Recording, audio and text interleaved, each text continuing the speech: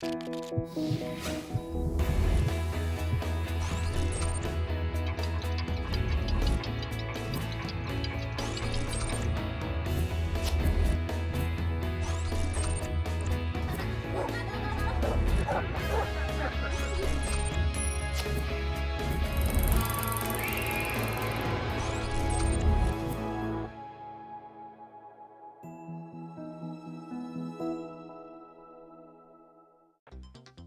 hijo tiene una cardiopatía congénita. Son las palabras que pueden cambiar la vida de los padres porque no saben qué es la enfermedad y cómo ayudar a su hijo a vivir con ella. En México, nacen al año unos 18,000 niños con problemas en el corazón. Sin embargo, a pesar de las limitaciones físicas y los problemas de salud que esto conlleva, la mayoría consigue una buena calidad de vida gracias a los avances médicos y a la confianza que el apoyo psicológico les brinda para enfrentarse a las circunstancias que les tocó vivir. Hoy, en Diálogos en Confianza, los especialistas nos hablarán sobre las cardiopatías más frecuentes en los niños y los tratamientos que existen para corregirlas.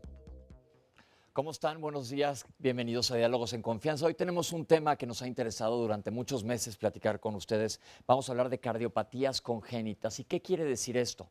Que naces mal del corazón. Ya tenemos aquí un panel de especialistas que nos van a platicar los diferentes tipos de cardiopatías, cómo se tratan y cómo se diagnostican, cuándo hay que sospecharlas. Me acompaña Óscar Virués como todos los lunes. Hola, Óscar. ¿Cómo estás? Me da mucho gusto saludarte, Pepe. Igualmente a todas las personas que nos acompañan, que se conectan a través de internet. De hecho, la dirección para seguir el programa en vivo es www.canal11.mx/diálogos. El teléfono para comunicarse es 51 66 4000. Saludamos desde luego con mucho gusto también a las personas que nos pueden ver a través de la señal internacional de Canal 11 y por supuesto a nuestras y nuestro especialista. Sabes que es muy interesante y muy impactante hablar de cardiopatías congénitas porque pues todos sabemos la importancia del corazón, es la bomba que nos mantiene vivos porque está haciendo que circule sangre a través de todo nuestro organismo. Pero ¿qué sucede con un bebito que nace mal o un niño que algo le está pasando que no se está desarrollando normalmente? Para comenzar el programa tenemos un testimonio de una madre que nos va a contar cómo se dio cuenta y qué fue lo que pasó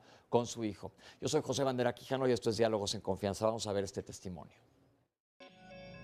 Mi hija nació con un problema de cardiopatía. Al año empezó a tener un poco de complicaciones, ya que me decía que se cansaba. Yo la miraba cianótica, moradita, muy cansada todo el tiempo y empecé a buscar opiniones y me empezaron a decir que no era nada, que ella estaba bien, que no tenía nada y así transcurrió un año con muchos problemas de salud, gripas, neumonías, tos frecuente, hasta que por fin un doctor me dijo que tenía un problema en el corazón. Yo soy de Sinaloa, empecé a buscar en Culiacán opiniones médicas, me pasaron a Obregón, me fui hasta Tijuana y me decían que sí tenía un problema de salud, pero que ella ya no necesitaba cirugía, que no tenía ya oportunidad de vida. Hubo un doctor que me dijo que por favor ya lo dejara en paz, que también mi hija tenía derecho a descansar, que ya dejara de tocar tantas puertas, que la vida así era y que tenía que aprender a vivir yo, que la vida así era de cruel. En Obregón una persona me encontró y me dijo que aquí en México había un hospital donde atendían a muchos niños. Cuando mi hija tenía 1 año 2 meses me trasladé de Sinaloa aquí a la Ciudad de México y vine al Hospital Nacional de Pediatría. Llegué, me hicieron estudios, me dijeron que tenían que primero recuperar a mi hija en peso, en talla, y que posteriormente tenía que hacerle una cirugía a corazón abierto. Me dijeron que tenía un 5% de probabilidad de vida. 5%. Y tomé ese 5%. Corrí el riesgo. Y empecé a pedir ayuda por medio del periódico, por medio de rifas, en botes. Puse botes en muchas tiendas, en muchas papelerías, para empezar a juntar dinero para la cirugía de mi hija.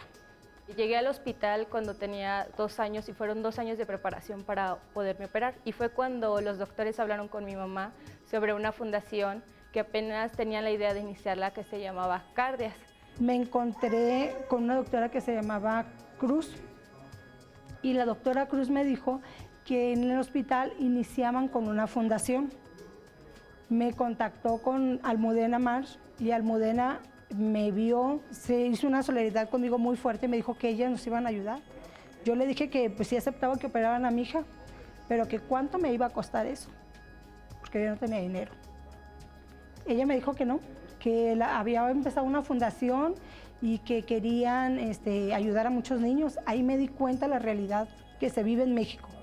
Niños de muchos estados con cardiopatías, papás con diferentes tipos de niños enfermos del corazón. Un mundo que yo no conocía. Ya llegó el día de la cirugía y tenía la fecha de la cirugía un 10 de mayo. Iba a ser a corazón abierto, iban a parar el corazón, a mi hija le iban a poner una bomba extracorpórea y íbamos a necesitar donadores de sangre.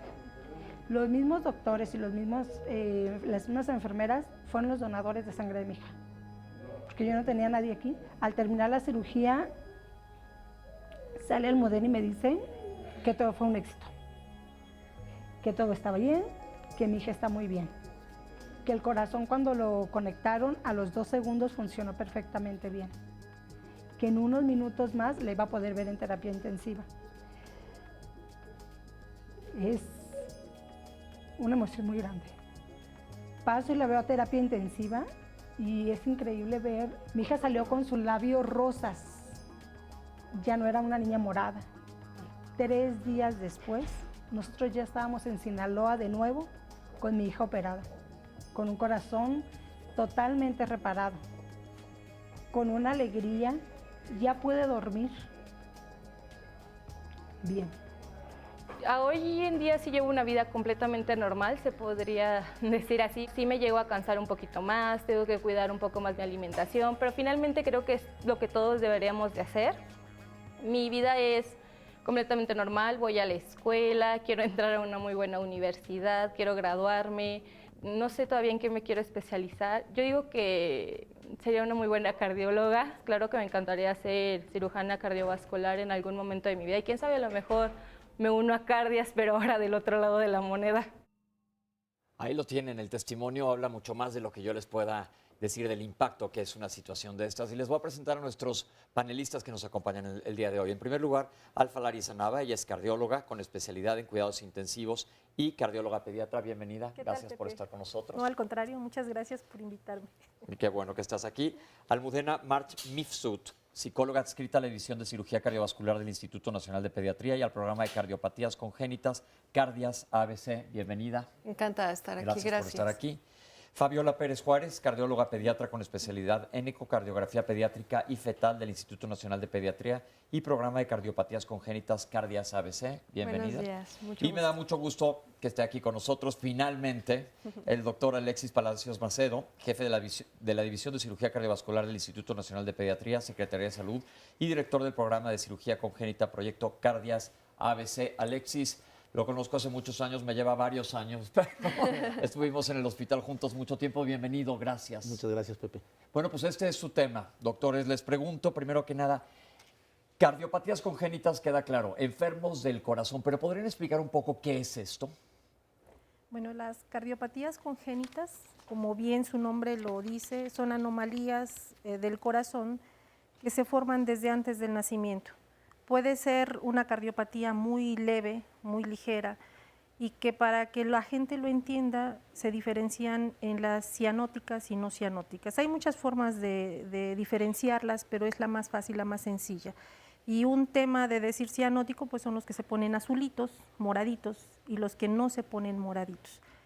Ok, es un término que va a surgir a lo largo del programa varias veces, cianótico y no cianótico. Cianótico es que estás azul con labios morados y esto normalmente es por falta de oxígeno, y no cianóticos que tienen una coloración normal. Así es. Entonces ahí dividimos los dos grandes tipos de cardiopatías. Es importante que sepa el público que cuando pensamos en una enfermedad del corazón no estamos hablando ahorita de una arritmia ni un infarto, sino de una anomalía estructural. Es decir, el corazón a la hora que se forma es muy complejo cómo se forma el corazón para tener 4 cavidades y la sangre del lado izquierdo y del lado derecho nunca se mezclan. Eso es una cosa muy importante. Pero entonces, a la hora de estarse formando, puede haber un problema arquitectónico en la morfología del corazón, que eso es una cardiopatía congénita que puede comprometer la vida del paciente. ¿Qué tan frecuente es en nuestro país? Bueno, en hospitales de concentración pareciera que es muy frecuente, pero la incidencia en realidad es muy baja porque a veces la gente se asusta, pero ya en hospitales de concentración pues lo vemos frecuentemente y el impacto hacia la familia pues es muy, muy fuerte, ¿no? Porque a veces no está preparado para que le digan es que mi hijo tiene una cardiopatía congénita. O a veces se malinterpreta la situación de que el médico general o el médico familiar le dice es que tienes un soplo que va a desaparecer cuando vas creciendo, se va a cerrar. Y pues eso ya no debería de ser así porque se olvidan, los papás se quedan tranquilos y es algo que debería de estudiarse y descartar que efectivamente tiene una cardiopatía congénita. Perfecto. Almudena, tú eres la relación psicológica entre la familia y el paciente. No es fácil explicarle a alguien que tiene una cardiopatía congénita. ¿Cómo lo ves tú? Como acabamos de ver un testimonio, pues que era una cosa seria, prácticamente estaba perdida y gracias a Dios está viva la paciente y está muy bien. ¿Cómo es esto? ¿Cómo es el impacto hacia la familia? Pues obviamente es un fuerte impacto porque los papás no esperan encontrar esa noticia o esperan que sea algo que les dan una pastillita o que se cura rápido y se acabó, ¿no? Entonces siempre causa un impacto importante en los papás, en la familia, los abuelos, los tíos, los hermanos, y los papás tienen que ajustar su mente a que su hijo no va a ser normal por ahora, que está enfermo y que hay que cuidarlo, darle un tratamiento y a lo mejor operarlo, ¿no? Y por supuesto, como cualquier duelo, causa muchísima angustia y nosotros estamos ahí para tratar de hacer más liviano todo esto. Alexis, ¿cuál es el panorama de estos niños en México? Bueno, algo que quería yo agregar, aproximadamente 1 de cada 100 niños que nacen tiene un problema en la estructura de su corazón. Varía de país a país, pero aproximadamente es esto. En México representa un problema serio. Representa la segunda causa de muerte en niños de menos de 5 años. La segunda causa de muerte. Sí. Esto es tanto por la frecuencia de la enfermedad como porque aún el sistema de salud no nos permite sacar adelante a todos los niños que nacen con un problema, sobre todo aquellos que nacen con problemas serios del corazón. Hablamos de problemas serios y problemas no tan serios porque dentro de las cardiopatías hay diferentes gravedades. ¿Podrían explicar un poco esto? ¿Por qué unas son más graves y otras no? Sí, bueno, como bien mencionaste, el corazón pues tiene sus 4 camaritas. Entonces, hay enfermedades que pueden consistir en hoyos en el corazón o problemas en las válvulas del corazón o problemas en las arterias que salen del corazón o las venas que entran en el corazón. Y esto altera el flujo de sangre por el que pasa el flujo de sangre a través del corazón. Entonces, hay defectos que pueden ser un hoyito que puede tener muy pocos síntomas, a niños que prácticamente nacen con medio corazón y eso puede implicar gravedad incluso desde el momento en el que nace. Ok, y estos se tienen que estudiar desde que nacen, evidentemente, sobre todo si vienen con gravedad. ¿Cuáles son las cardiopatías congénitas más frecuentes en nuestro país? Yo creo que implican las cardiopatías que no causan cianosis o coloración morada, que son hoyos en el corazón, que se llaman comunicación interatrial, comunicación interventricular y conducto. Esas son las más comunes. Es decir, hay una comunicación entre las cavidades del lado derecho con el lado izquierdo. Correcto. Y si hay una comunicación, un pequeño agujerito, un túnel que no debería de existir, ¿importa el tamaño de este túnel? Claro, importa muchísimo. Y otra cosa muy importante es la localización del agujerito. Hay agujeros que están en una parte que pueden cerrar de manera espontánea y hay otros agujeritos que son más grandes y que pueden no cerrar nunca. En el momento del nacimiento, cuando el niño por fin respira por primera vez, hay cambios anatómicos en el niño a nivel del corazón. Se cierran algunas cosas que están abiertas antes de nacer y ahí puede ser que persistan abiertas, por ejemplo. De hecho, bueno, es que la naturaleza es francamente maravillosa, ¿no?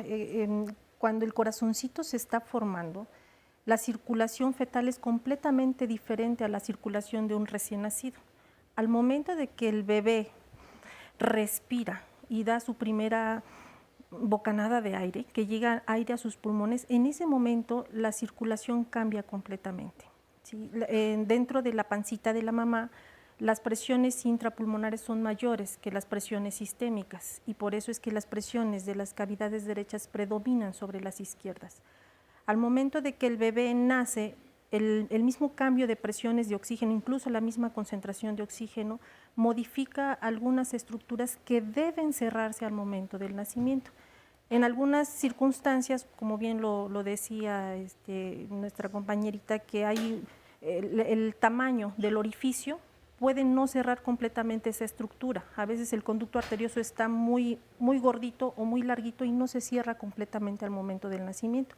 O los niños prematuros no tienen la suficiente fuerza de respirar porque sus músculos no están lo suficientemente preparados para respirar y al momento de respirar no cierran completamente el conducto arterioso. Es como piensen que la circulación es como un tren que va sobre unas vías y a la hora que nace el conductor jala una palanca y se va por otro lado. La circulación va a cambiar totalmente y esto es importante para que podamos vivir adecuadamente y se van a hacer cambios dentro del corazón. ¿Existen factores de riesgo para presentar cardiopatías? Bueno, sí existen factores de riesgo. Una cardiopatía en particular es muy difícil saber cómo se originó, pero sabemos que la desnutrición, que el alcoholismo, que la drogadicción, que algunos factores cromosómicos, todos ellos influyen en la generación de alguna cardiopatía. Pero hay personas, hay mamás en quienes no se identifica ninguno de estos factores de riesgo y que aún así tienen a un niño con una malformación del corazón. Ok, pues ahí lo tienen. 1 de cada 100 niños pueden nacer con una malformación congénita, entonces es muy importante saberlo detectar. Vamos a hacer un corte, pero vamos a regresar a hablar de los síntomas. ¿Qué es un soplo? Es muy común que escuchemos hablar de, pues tiene un soplo desde que nació, pero ¿qué es esto y qué implica? Estamos en Diálogos en Confianza. Oscar, ¿tienes algún par de preguntas antes de que nos vayamos? Sí, así es. Una llamada de Angélica Carmina Lozano nos dice, ¿qué significa un soplo musical funcional? Mi hijo tiene 13 años cumplidos y se lo detectaron a los 3 años. Ha vivido con él, pero los doctores nunca le explicaron el significado. Bueno, pausa y regresamos.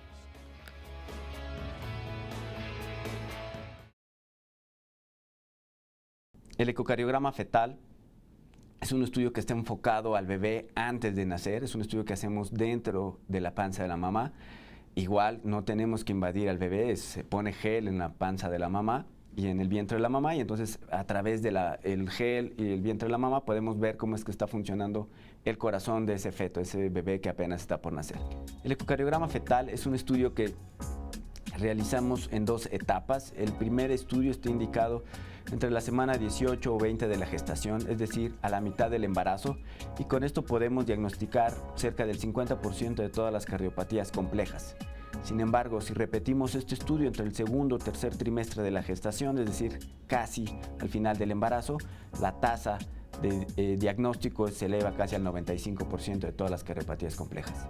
Las indicaciones para realizar un ecocardiograma fetal es que la mamá tenga alguna enfermedad crónica, que por algún motivo durante el embarazo haya estado consumiendo algún tipo específico de fármacos que incrementa la probabilidad que ese nuevo bebé tenga alguna cardiopatía congénita, que la mamá sea sobreviviente de alguna cardiopatía congénita, que el papá haya tenido alguna cardiopatía congénita, alguno de los hermanos hayan tenido alguna cardiopatía congénita. Básicamente esas son las indicaciones para realizar un ecocardiograma fetal. El ecocardiograma fetal lo hacemos en 2 momentos, en 2 etapas diferentes del embarazo. La primera de ellas es entre la semana 18 a 20 de la gestación, es decir, a la mitad del embarazo. Y si lo hacemos en este momento podemos diagnosticar cerca del 50% de las cardiopatías congénitas complejas. Sin embargo, en manos expertas, si lo repetimos entre el segundo y tercer trimestre de la gestación, es decir, casi al final del embarazo, podemos diagnosticar cerca del 95% de todas las cardiopatías congénitas complejas. Evidentemente, el tener el diagnóstico de una cardiopatía compleja de manera prenatal, lo que favorece es que esa mamá busque apoyos en las diferentes instituciones para que ese bebé, una vez que nazca, reciba atención médica especializada. No es lo mismo que el bebé nazca en una clínica pequeña, donde no sabemos que tiene alguna cardiopatía, y una vez que esté el problema nos empezamos a movilizar para tratar de buscar solución, a que nos anticipemos al problema. Si sabemos que ese bebé va a nacer y ya tiene una cardiopatía congénita, es evidentemente mucho mejor para ese bebé que desde antes del nacimiento empecemos a buscar alternativas de tratamiento, opciones de tratamiento, y con esto podemos empezar a planear cuál sería el momento ideal para reparar este corazón. Bueno, veíamos y escuchábamos esta cápsula muy importante porque desde luego papás y mamás pueden saber entonces si su hija o hijo tiene algún mal cardíaco y pueden prevenir desde luego la situación o sobre todo comenzar un tratamiento de forma muy oportuna. Les compartí en el bloque anterior la llamada de Angélica Carmina, que nos preguntaba qué significa un soplo musical funcional. Mi hijo tiene 13 años cumplidos y se lo detectaron a los 3 años. Ha vivido con él, pero los doctores nunca nos explicaron el significado. Por otro lado, Jessica Morales nos dice, mi hijo tiene una cardiopatía muy compleja. Dicen que tiene las arterias invertidas. Dicen los doctores que no hay solución para él. que hasta que el corazón aguante. Dicen que no aguantaría una operación porque no alcanzaría a conectar todo. ¿Hay alguna otra alternativa? Erendira de Gante, mi hija también fue operada a corazón abierto hace 33 años en el Instituto Nacional de Pediatría. Tenía una arteria cabalgada, estenosis pulmonar y un CIB, que es... Ok, muy bien. A los 17 años solo tuvo unas pequeñas arritmias cardíacas. Así como la señora de la cápsula, solo me daban el 10% de éxito en la operación. Hace 3 años mi hija dio a luz y estuvo vigilada por un grupo de doctores y todo afortunadamente salió muy bien. Pues muchas gracias y qué bueno, Erendira. Y por otro lado nos dice también, de este lado nos dice Marta, mi hija tiene síndrome de Rubinstein-Taybi y tiene 4 años. El cardiólogo le detectó un foramen oval de 3 milímetros. Esto le afectará en su vida, aparte de lo que ya tiene, desde luego. Y por otro lado nos dice Patti Baeza, mi niña tiene cardiopatía congénita, enfermedad de Ebinstein. La operaron a los 3 meses, le pusieron una fístula sistémica pulmonar, pero aún está muy moradita. Y supongo que esto fue el autocorrector, dice, no han podido esperar otra vez, supongo que operar más bien, otra vez. Y nos agrega, tiene insuficiencia tricúspida severa, con displasia tricúspida severa, mala función sistólica. Janet nos comparte, Janet Vargas Estrella, mi hijo nació con transposición de los grandes vasos. Falleció a las 11 horas de nacido. ¿Tiene cura esta cardiopatía y cuál es la esperanza de vida de estos bebés? Y desde luego, pues lo lamentamos, Janet, y gracias por compartirlo. Y nos pregunta finalmente Eric Juárez, ¿qué es la tetralogía de Fallot? Y saludos. Bueno, y parte de las preguntas y comentarios que tenemos hasta el momento. Que se las vamos a ir tratando de contestar todas con nuestros panelistas a lo largo del programa. Es importante que sepan que nos están hablando de enfermedades específicas. Ellos nos van a hablar a grandes rasgos de las diferentes cardiopatías que existen. Y en base a lo que acabamos de ver del ultrasonido que se le hizo a la mamá para poder ver al bebé y si hay un soplo o por qué se lo hicieron, aquí tengo un testimonio de Guadalupe. Hola, Guadalupe. Buenos días. ¿Cómo estás? Bien. Tranquila, platícame qué pasó con un soplo. Bueno, yo tengo un niño de 3 años, Ajá. 3 años, 7 meses. Su soplo de él era una comunicación intraventricular, un CIB. Lo detectaron cuando él tenía 9 meses por una fiebre que él le dio. ¿Tú no te habías dado cuenta de nada? No me di cuenta de ¿Y nada. ningún pediatra cuando lo escuchaba te había dicho que tenía un soplo? No. Ok. De hecho, cuando cuando a mi hijo le detectan esa enfermedad, yo no me quise nada más llevar por un médico, sino que quería saber varias opiniones de varios médicos y al final de cuentas fue el mismo diagnóstico, un CIB. ¿Lo operaron? Lo operaron en el Hospital ABC por el doctor Alexis Palacios, que le agradezco, que mi hijo volvió a nacer. Fue muy, muy trágico para mí porque yo en ese instante yo no quería que mi hijo me lo operaran porque yo tenía miedo al perderlo, Claro. por lo mismo de que estaba muy pequeño. Pero fue muy rápido su recuperación. Él operaron un 15 de agosto del 2015. Su cirugía fue a las 9 de la mañana, dirigido por el doctor Alexis Palacio, en el Hospital ABC de Santa Fe. Dime una cosa, Guadalupe, ¿cómo está tu hijo ahorita? Excelente. ¿Cómo te sientes de ese miedo que tenías? Bien. ¿Y ahora qué le vas a hacer para su aniversario de cirugía? Ay, no sé, muchas cosas. ¿Estás contenta? Sí, pero lo principal que lo tengo a mi lado. Qué bueno, eso es lo principal. Hablemos de soplos. Gracias, Guadalupe. Hablemos de soplos, doctores. Se escucha hablar de soplos. Ya se preguntó qué es un soplo funcional musical. Hablábamos en el corte que hay diferentes terminologías. ¿Qué es un soplo? El soplo es un ruido que escuchamos nosotros con el estetoscopio. Normalmente cuando escuchamos el corazón, escuchamos cómo cierran las válvulas del corazón. Y este ruido extra que escuchamos, que se semeja a un soplido, se le llama soplo. No necesariamente es igual a una enfermedad del corazón. De hecho, es algo muy común que escuchamos en niños, en recién nacidos, hasta en un 80% de los casos podemos escuchar este soplo. Entonces, en general, lo más importante es que no es igual a enfermedad del corazón. y dependiendo de las características que tenga, podemos nosotros orientar si puede ser un soplo que traduce alguna enfermedad en el corazón o un soplo bueno, inocente, benigno o musical, como preguntaban. Es decir, puede haber un soplo que sea totalmente benigno. El hecho de que te digan tu hijo tiene un soplo no implica inmediatamente que tiene algo muy mal. Exacto. Ahora te pregunto, aprovechando, viendo la cápsula, se le hizo a la madre un ultrasonido donde el médico ve directamente al bebé. Este es un ultrasonografista especial que se dedica a ver a través de la madre el corazón del niño, es decir, dar un diagnóstico prenatal. ¿Esto se le hace a todos los niños o a quién se le indica este tipo de ultrasonido? La manera de cómo llegan los pacientes con nosotros es por medio de los ginecólogos o los médicos materno-fetales. Ellos hacen un ultrasonido normal y dentro de su evaluación de todo el bebé evalúan el corazón del bebito. Y si ellos detectan algún problema en el corazón del bebé, entonces nos lo mandan a nosotros y nosotros podemos evaluar si tienen algún problema o no del corazón.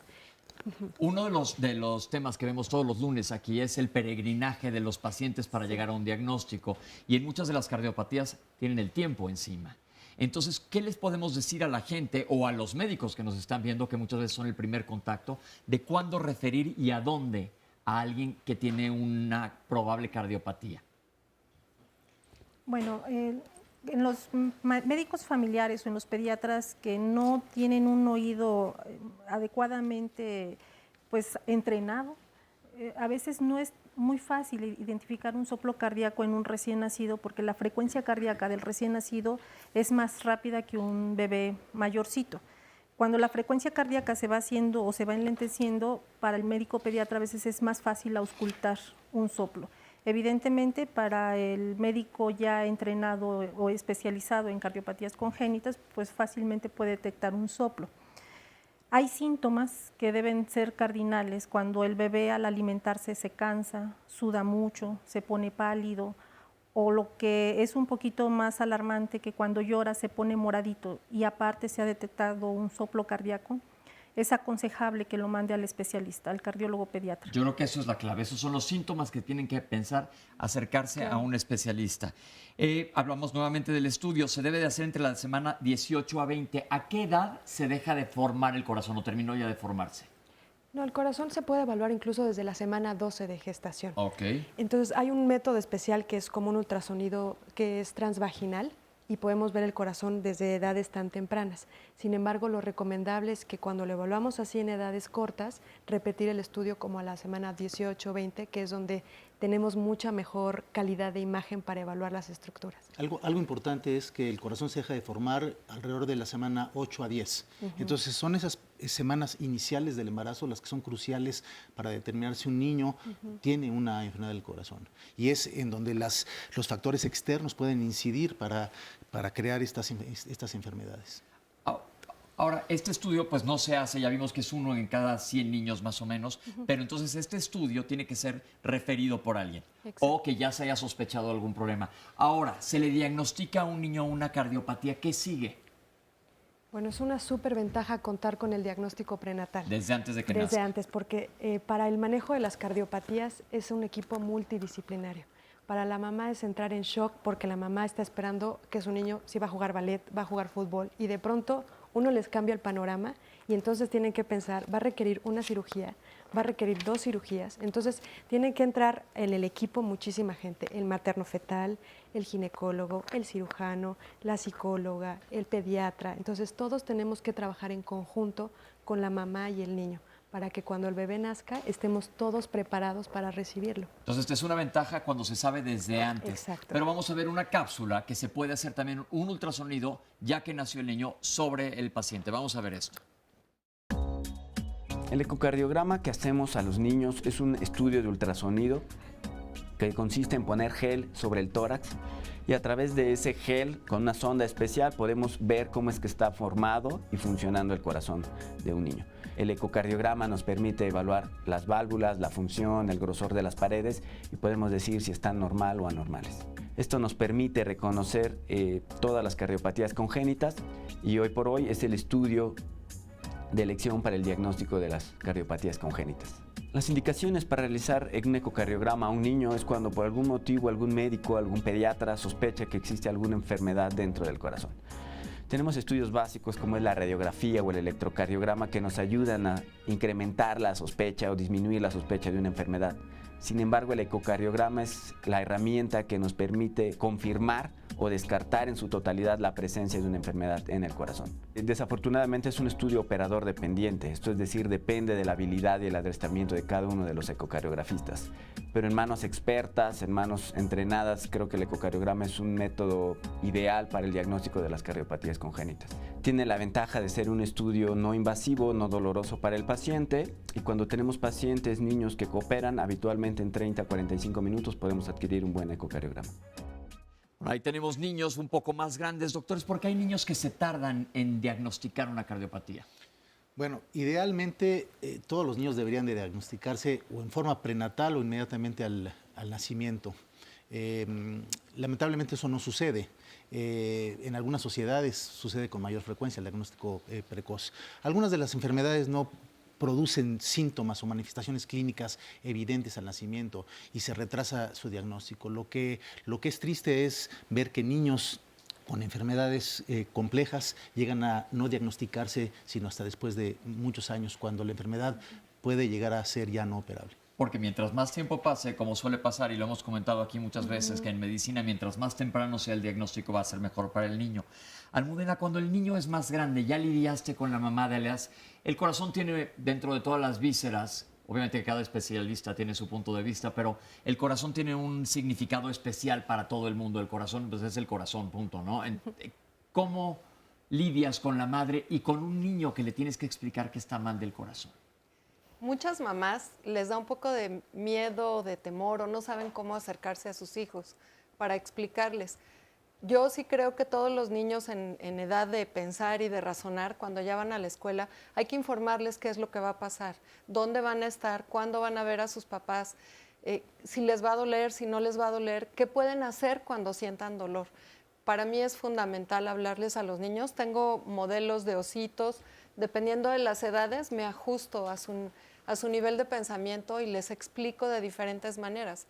¿Y cómo lo aceptan los niños? Mucho mejor que los papás, mucho mejor. De hecho, muchas veces los niños son los que apoyan a los papás y les dicen, no me va a pasar nada, papá, tranquilo, mamá, cálmate, ya no llores, voy a estar bien. Algo muy importante, Pepe, es que en la actualidad, en muchos países, más del 50% de las personas que tienen una cardiopatía congénita son adultas, porque el avance, la progresión que ha habido en el manejo, en el tratamiento de estas cardiopatías ha hecho que muchos niños lleguen a edad adulta.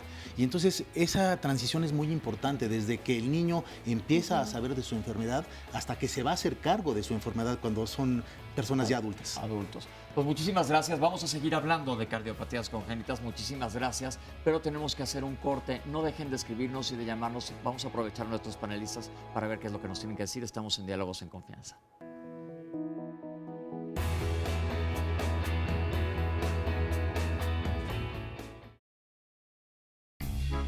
El cateterismo cardíaco es un procedimiento invasivo que tiene dos modalidades. La primera modalidad es la parte del estudio. Nosotros podemos ayudar al diagnóstico de algunas cardiopatías, sobre todo de las cardiopatías complejas o de las cardiopatías que presentan hipertensión arterial pulmonar. Nosotros podemos auxiliar junto con el ecocardiograma, la tomografía y la resonancia a afinar el diagnóstico para poder planear el tratamiento.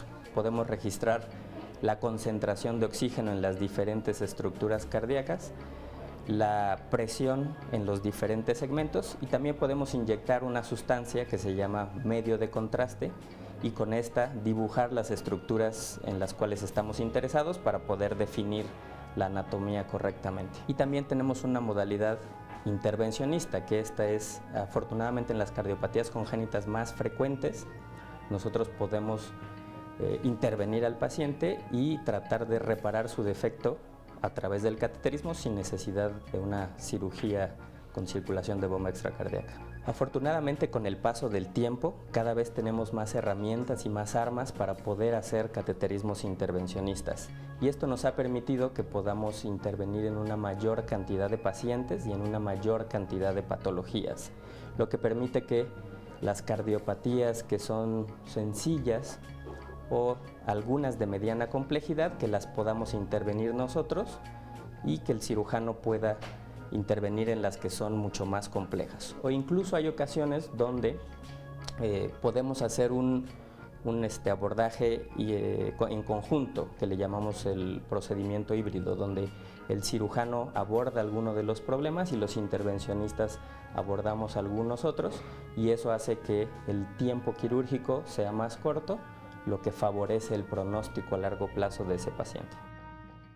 Bien, pues ahí lo tienen, el cateterismo es otra de las herramientas, no únicamente diagnósticas, sino también terapéuticas. Suena complicado lo que estoy diciendo, pero ahorita se los vamos a barajear más despacio. Doctores, nos preguntan que si les podemos repetir al público cuáles síntomas presentan los niños con cardiopatías. Ya vimos que hay unos que no presentan síntomas, pero si nos podrían repetir los síntomas que sí presentan, por favor. Claro que sí. Los síntomas al principio, en los recién nacidos, pues los niños se ponen pálidos, sudan mucho, lloran y se ponen moraditos. Al momento de que son alimentados, se cansan para tomar su seno materno o su biberón. Ya cuando van creciendo, pues la estatura o el crecimiento se va frenando, son niños de peso y estatura bajas, tienen infecciones repetitivas de infección de vías aéreas superiores o enfermedades bronquiales, y los niños pues se van cansando, su crecimiento se va quedando rezagado en relación a los otros compañeritos de su misma edad. Perfecto, mil gracias. Tengo más testimonios aquí en público. Está conmigo Betsabe y a veces las situaciones se hacen un poco más difíciles. ¿Cómo estás? Primero que nada, mil gracias por venir. Gracias a y ustedes. compartir con nosotros, porque el chiste de estos programas es que concienticemos a la gente. Platícanos, ¿qué pasó contigo? Bueno, pues yo hace un año me embaracé a los 25 años. Estaba muy ilusionada con mi bebé y a los 5 meses de embarazo me dicen que mi bebé trae un problema congénito, me manejan que es un canal AB y todo el embarazo seguimos con ese diagnóstico. Aquí la doctora Fabiola fue la que me hizo un ecocardiograma y bueno, nace mi bebé en el Instituto Nacional de Perinatología, es ahí donde me atiendo. Y no la veo cuando nace, nada más me dicen que trae el problema en el corazón. Y hasta el tercer día que me toca ver a mi hija, me dice el cardiólogo que lo lamenta mucho, pero que no hay nada que hacer, que no se le formó la mitad del corazón a mi hija. Era un síndrome de ventrículo hipoplásico izquierdo. Al principio pues desconoces muchos términos, desconoces muchas cosas y crees que una cardiopatía pues es corregible, ¿no? Bueno, después de que me dicen eso en el instituto, tengo contacto al Instituto Nacional de Pediatría, voy con el doctor Alexis, me ofrece un tratamiento quirúrgico, pero también me habla del pronóstico de la cirugía. Y bueno, no era muy alentadora. Voy al Instituto de Cardiología, voy al Federico Gómez, voy a todos los doctores que pude recurrir para que me dijeran y me abrieran bien el panorama. Y pues decido no operar a mi hija porque el resultado iba a ser el mismo, ¿no? No me arrepiento de no haberla operado porque la tuve conmigo dos meses y la tuve bien. Y esa es parte de mi historia. Lo sentimos mucho, Betsabe, y gracias de verdad por compartir con nosotros algo tan difícil, porque es importante que la gente sepa. Y sobre todo lo que tú dices, Almudena, ella dice que no se arrepiente, pero ella vio todas las opciones. Y existen diferentes gravedades de cardiopatías. Almudena, ¿cómo se maneja esto? Porque evidentemente hay unas, como Alexis le explicó, y en todas las puertas que tocó, que tienen mucho menos salida que otras.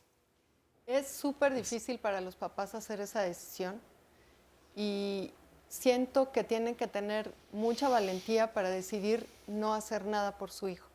Desde luego que tienen todo el derecho, porque es muy difícil la sobrevivencia de niños con ventrículo izquierdo hipoplásico.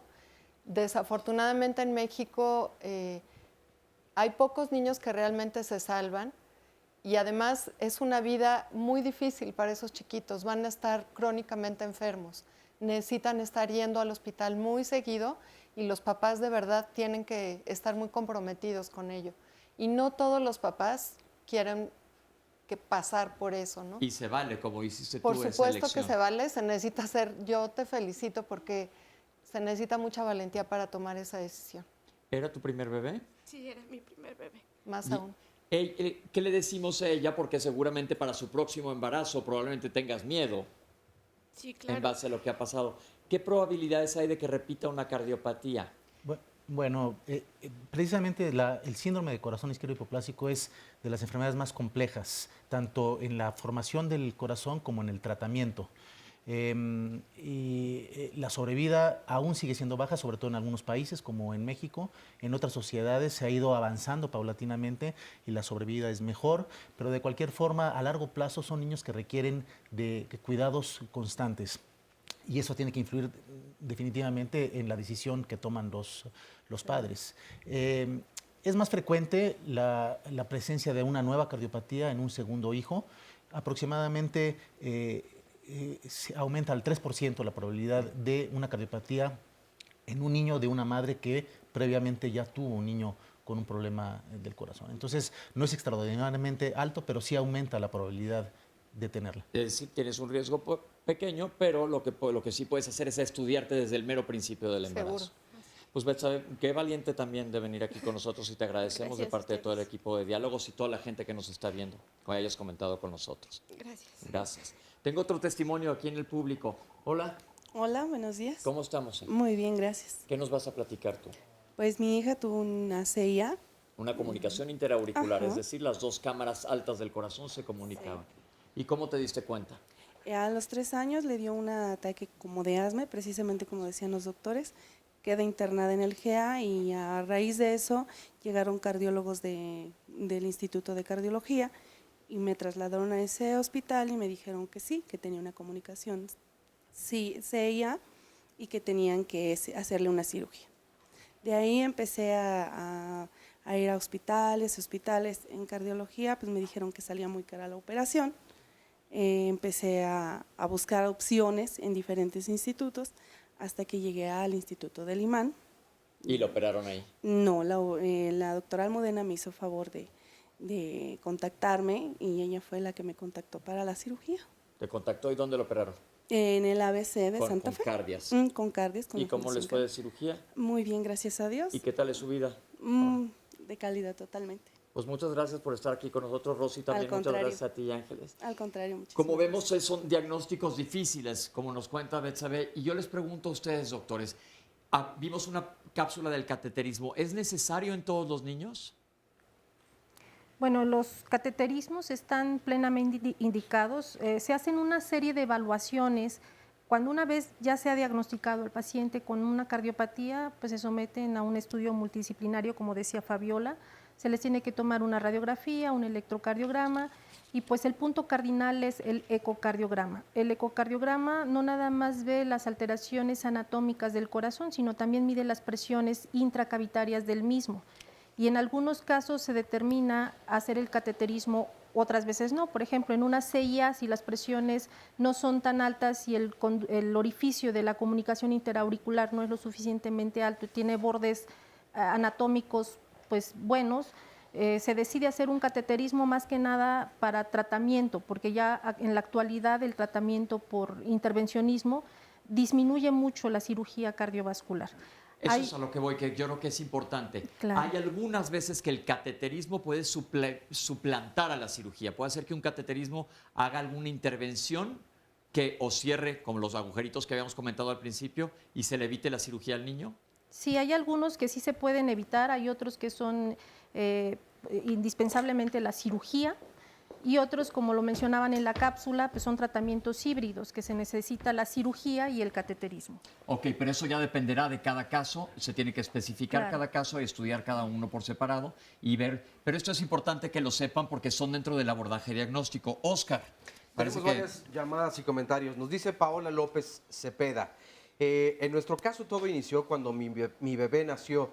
Él fue prematuro, tardío y nació con muchas complicaciones de salud, entre ellas 3 cardiopatías, CIA, CIB y PCA. También presentó labio y paladar hendido. La cardióloga me dijo que mi hijo no iba a tener problemas y que iba a desaparecer al crecer, que no le fuéramos a culpar cuando mi hijo muriera, porque mi hijo se iba a morir por su malformación facial y no por el corazón. Por esto tomamos la decisión de cambiar de médico. Mi bebé entró a quirófano a los 2 meses para cierre de PCA anémico y desnutrido. Su corazón estaba crecido y la PCA había aumentado. Bendito Dios, mi hijo lo operaron un miércoles y el sábado ya estábamos en casa. Hoy mi bebé tiene 10 meses. Paloma Barrera nos dice, mi hijo nació con un problema de válvula mitral y fue operado desde el 2006. Le hicieron el primer recambio. Las recientes fue hace 2 años, la más reciente. El 17 de marzo tuvo que juntar a todo su equipo que estaba de vacaciones y lo hizo muy bien. Lo sacaron adelante en el Instituto Politécnico Nacional y gracias a él y todo su equipo son una bendición y ahora él es feliz. Saludos desde Aguascalientes de parte de su paciente Gustavo. Está en la redacción algo extraña, pero supongo que saluda al doctor, puede ser. Nos dice también, por otro lado, Eli SH, si a mi hija le detectaron una arritmia hace 5 meses, ¿eso es una cardiopatía o se trata de otra cosa? José Romero, ¿qué estudios se tienen que hacer para el diagnóstico de las cardiopatías congénitas? ¿Qué tratamientos se deben de seguir para erradicar los microorganismos infectantes y qué seguimiento se le debe dar? La señora Vilchis, tengo una niña de 12 años. Ella practicaba natación. Por instrucciones de la escuela de natación, me recomendaron que acudiera al médico. El diagnóstico inicial fue que le detectaron bradicardia sinusal, arritmia cardíaca y asma bronquial. Lleva 1 año con estudios, pero los médicos no le han dado un diagnóstico certero. ¿Qué es lo que puede hacer en ese caso? Teresa Rivas, mi hija nació con apnea de 2 minutos y medio. A los 4 años cumplidos me decía que le dolía el pecho. La llevé al doctor y le dijeron que tenía el corazón en forma de gota. A los 18 años le dio un infarto. Gracias a Dios sigue con vida, pero quiero saber si esto puede acarrearle nuevamente problemas en un futuro. Un anónimo nos dice, tengo un hijo de 3 años y medio y quien tiene síndrome de Down. Nació con una cardiopatía, tetralogía de Fallot. Lo operaron al 1 año y medio del corazón por este motivo, pero los doctores solo le arreglaron 3 de los 4 problemas que tenía. Lo que no le solucionaron fue el cambio de válvula. ¿Llegará a necesitar el cambio de válvula en algún momento de la vida? ¿Cómo podré saberlo, desde luego? Carmen Pantoja, soy la primera persona operada en México a corazón abierto por el doctor Bernardo Castro Villagrana en el Hospital Gea González en 1958. ¿Por qué nací con una comunicación de aurículas y ventrículos y persistencia del canal arterial? A los 11 años me operaron y actualmente tengo 69. La bomba la trajeron de Estados Unidos porque en ese entonces aquí no había. Pues muchas gracias a la señora Carmen Pantoja por comunicarse, por compartirlo y desde luego pues por continuar viviendo desde luego en esta cirugía exitosa en el año 58 del siglo pasado. Y que sabes que sobre todo no son tantas preguntas que nos mandan, sino son sus casos, que les agradecemos que nos compartan porque alientan saber que sí pueden estar bien la gente, porque como dijimos al principio, asusta mucho. Hay un par de preguntas que quisiera que les resuelvan. Yo dije al principio que una cosa era tener una cardiopatía congénita, que la arquitectura estaba mal, y otra cosa son arritmias. ¿Nos podrían hablar de esto antes de irnos al corte? Claro que sí. Una cardiopatía congénita viene siendo de una malformación estructural del corazón. Hay algunas cardiopatías congénitas que se asocian a procesos o alteraciones de del ritmo normal del corazón, es decir, las arritmias cardíacas, pero hay otras patologías que no tiene alterado estructuralmente el corazón, pero sí presenta trastornos del ritmo cardíaco. Es completamente diferente. Totalmente diferente, porque vamos ahorita a aclararles, tenemos que ir a un corte. Entonces, para que sepan que es diferente, una cosa es el ritmo de cómo late el corazón y otra cosa es que esté alterada la estructura del corazón. Eso es muy importante y sobre todo porque hay maneras diferentes de tratarlos. Ya vimos que se necesita hacer ultrasonidos, hay que hacer cateterismos y vamos a ir a un corte para regresar a hablar de qué es la cirugía. Estamos con ustedes en un momento aquí en Diálogos en Confianza.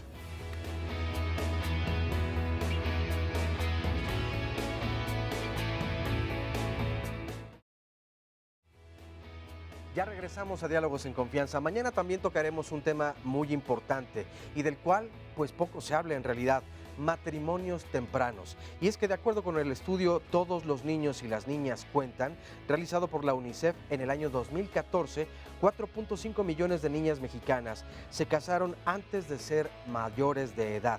De hecho, dentro de los países de América Latina, México ocupa el quinto lugar de matrimonios infantiles con el 21.5%. Pero ¿qué se está haciendo alrededor de este tema? ¿Cómo estamos reaccionando las demás personas, papás y mamás, desde luego? Porque para muchas familias es una necesidad. Cuando la situación económica en casa en realidad es complicada, entonces deciden que el problema económico ya no sea suyo y por eso deciden que se case su hija a edades mucho más tempranas, cuando todavía son unas niñas. Evidentemente, pues esto es un problema bastante complejo. 53 41 44 35 es el teléfono para que marquen en este momento y aparten su lugar y mañana compartan este tema junto con las y los especialistas y desde luego Cristina Jauregui. Vamos a ver a continuación el resumen de la primera parte de nuestro programa. Cardiopatías congénitas, como bien su nombre lo dice, son anomalías del corazón que se forman desde antes del nacimiento. Se diferencian en las cianóticas y no cianóticas. Hay que decir cianótico, pues son los que se ponen azulitos, moraditos. Y los papás tienen que ajustar su mente a que su hijo no va a ser normal por ahora, que está enfermo y que hay que cuidarlo, darle un tratamiento y a lo mejor operarlo, ¿no? 1 de cada 100 niños que nacen tiene un problema en la estructura de su corazón. En México representa un problema serio. Representa la segunda causa de muerte en niños de menos de 5 años. El soplo es un ruido que escuchamos nosotros con el estetoscopio. Normalmente cuando escuchamos el corazón, escuchamos cómo cierran las válvulas del corazón. Y este ruido extra que escuchamos, que se semeja a un soplido, se le llama soplo. Dependiendo de las características que tenga, podemos nosotros orientar si puede ser un soplo que traduce alguna enfermedad en el corazón o un soplo bueno, inocente, benigno o musical, como los ginecólogos o los médicos materno-fetales. Ellos hacen un ultrasonido normal y dentro de su evaluación de todo el bebé evalúan el corazón del bebito. Y si ellos detectan algún problema en el corazón del bebé, entonces nos lo mandan a nosotros y nosotros podemos evaluar si tienen algún problema o no del corazón. Hay síntomas que deben ser cardinales cuando el bebé al alimentarse se cansa, suda mucho, se pone pálido. Idealmente, todos los niños deberían de diagnosticarse o en forma prenatal o inmediatamente al nacimiento. El diagnóstico de una cardiopatía congénita principalmente es clínico. Al principio se sospecha cuando el niño está con algún malestar y posteriormente es necesario acudir con algún especialista. Ya una vez que se refiere con el cardiólogo pediatra después de una revisión física muy detallada busca los métodos de imagen necesarios para llegar al diagnóstico adecuado. Ya la tomografía y la resonancia magnética ya son estudios complementarios, ya son cuando algunas veces el ecocardiograma no logra visualizar algunas estructuras extracardíacas, ya es cuando la tomografía y la resonancia nos brindan esa información, ya que nos da un panorama muy amplio de la anatomía del paciente. La tomografía cardíaca lo que utiliza es una energía con radiación. Es necesario inyectar un medio de contraste.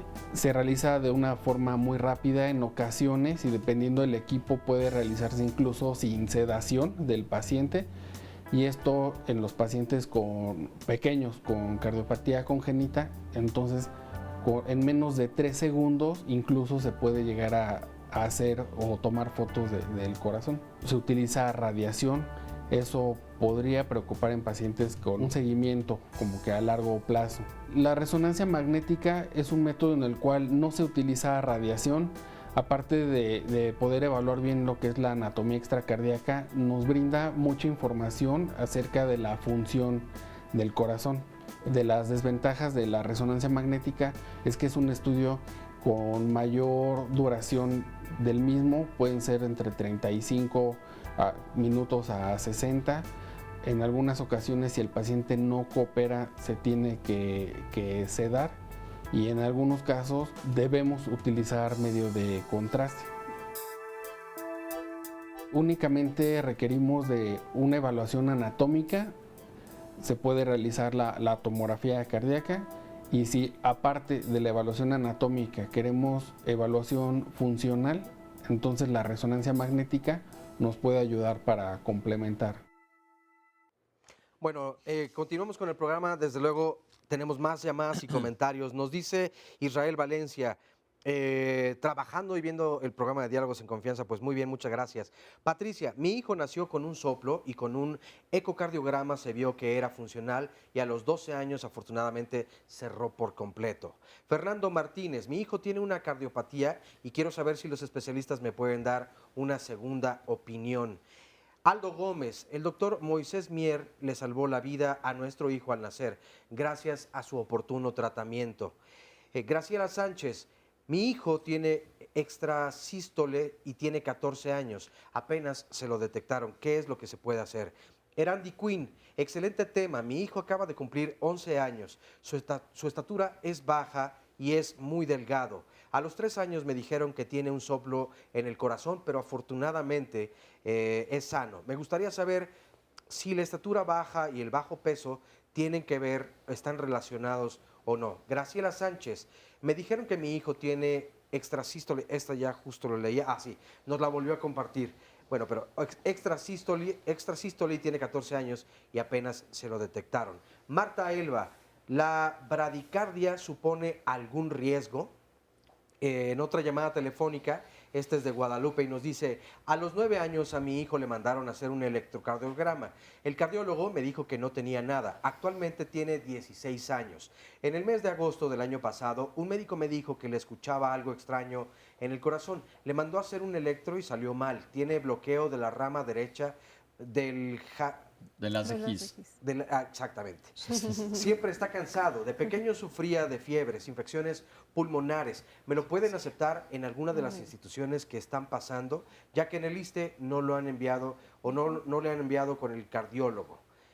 Esta otra llamada es de Silvia Vanessa Rubio. Hace 6 meses me enteré que mi hijo de 17 años tiene un bloqueo incompleto de la rama derecha y bradicardia y empezó con dolor en el pecho y se extiende hacia el brazo. ¿Qué tan riesgoso es este padecimiento y qué precauciones son las que debemos de tomar? Lucía Pérez Millán, mi paciente presenta atresia tricuspidea e hipertensión pulmonar severa. Radicaba en la Ciudad de México, pero por cuestiones de salud me mudé a León, Guanajuato.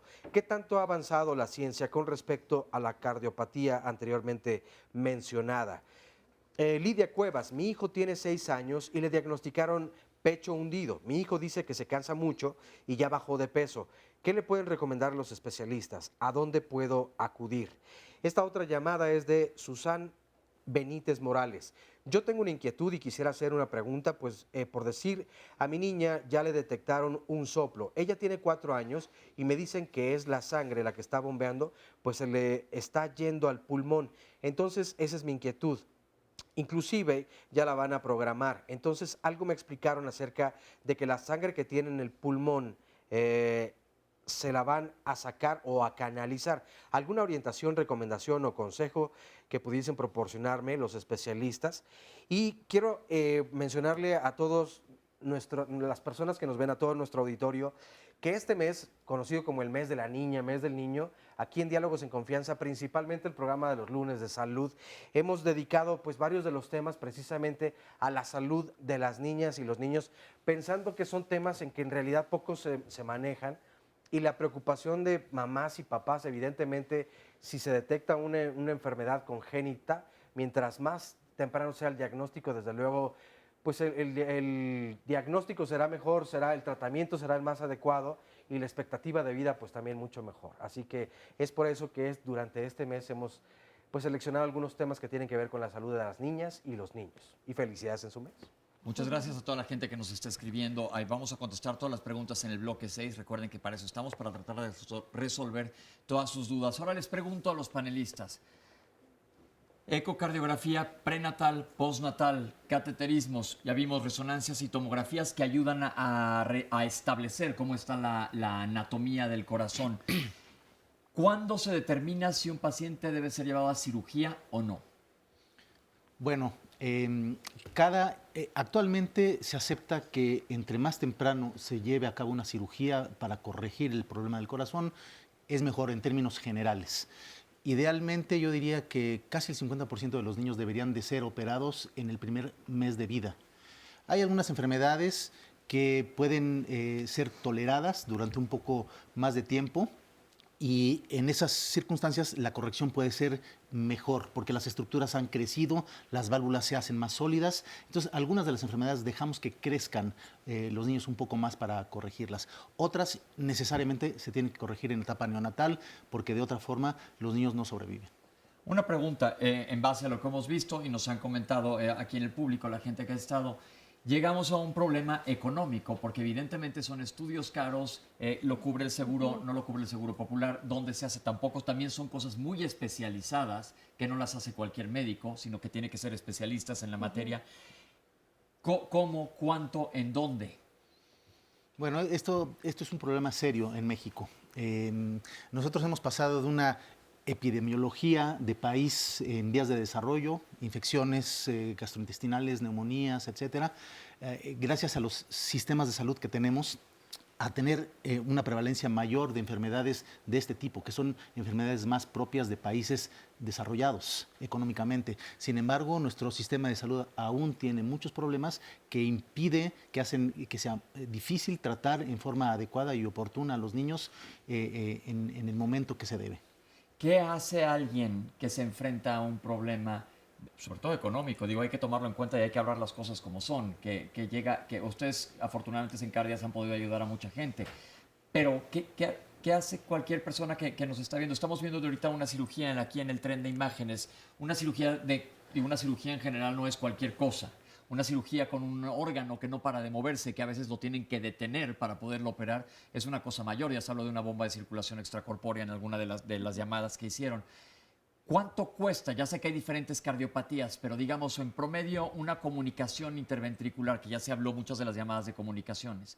¿Cuánto? Porque aparte es estancia en terapia intensiva después, más medicamentos y cuidados específicos, cubrir de que no se vayan a infectar, etcétera. ¿Cuánto cuesta en promedio?